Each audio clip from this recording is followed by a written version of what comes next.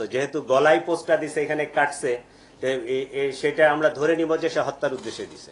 যখন মাহিরের কাছে যায় তখন মাহিরের, যখন জুবায়েদের কাছে যায় তখন জুবায়েদের। তো মাহিরকে সে বলছে যে জুবায়েদকে না সরাতে পারলে আমি আসলে তোমার থাকতে পারবো না। এই কথা থেকেই তারা জুবায়েদকে সরায় দেওয়ার পরিকল্পনা করে। রাজনৈতিক কোনো বিষয় এখানে নাই, এটা ত্রিভুজ প্রেমের কাহিনী। জুবায়েদ 1 বছর ধরে মেয়েটাকে পড়াচ্ছে, সে জগন্নাথ বিশ্ববিদ্যালয়ের ছাত্র। মেয়েটা এর প্রতিও দুর্বল হয়ে যায় জুবায়েদের প্রতি। এই এখন তো ওই যে মাইন্ড হচ্ছে টিল্টিং, যখন মাহিরের কাছে যায় তখন মাহিরের, যখন জুবায়েদের কাছে যায় তখন জুবায়েদের। ঠিক আছে, তো মাহিরকে সে বলছে যে জুবায়েদকে না সরাতে পারলে আমি আসলে তোমার থাকতে পারবো না। এই কথা থেকেই তারা জুবায়েদকে সরায় দেওয়ার পরিকল্পনা করে। আর পোস্টটা মারছে মাহির, তাই না? পোস্ট যেটা মারছে এটা মাহির, আর একটাই পোস্ট মারছে। এবং এই চাকুটা আইলান এবং মাহির দুইজনে মিলেই কিনছে, দুইজনেই ওখানে ছিল।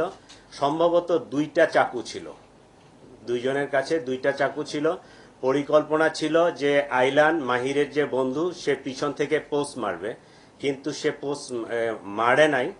ওই মাহিরেই নিজেই তার চাকুটা বাহির করে ওই সে গলা বাম সাইডে না ডান সাইডে, ডান সাইডে এই জায়গাটাই পোস্ট মারছে।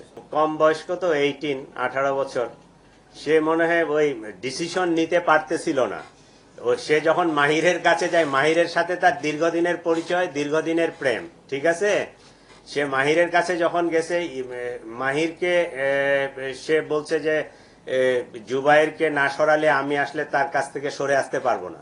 আমরা ধরে নিব যে হত্যার উদ্দেশ্যেই দিছে। ও যদি আঘাত করার জন্য হয়তো তাহলে পায়ে হাতে অন্য কোনো জায়গায় দিতে পারতো, একটা ভয় দেখাইতে পারতো। যেহেতু গলায় পোস্টটা দিছে এখানে কাটছে, সেটা আমরা ধরে নিব যে সে হত্যার উদ্দেশ্যে দিছে। রাজনৈতিক কোনো বিষয় এখানে নাই, এটা ত্রিভুজ প্রেমের কাহিনী, কমপ্লিটলি ত্রিভুজ প্রেমের কাহিনী। এটাকে রাজনৈতিক কালার দেওয়ার কোনো সুযোগ নাই, বা আমরা ওইদিকে তেমন কিছু পাইও নাই, ঠিক আছে। আর এই জিনিসটা ডিসক্লোজ হয়েছে সম্ভবত, মেয়েটা চালু, দুই দিকেই সে সম্পর্ক বজায় রাখছে।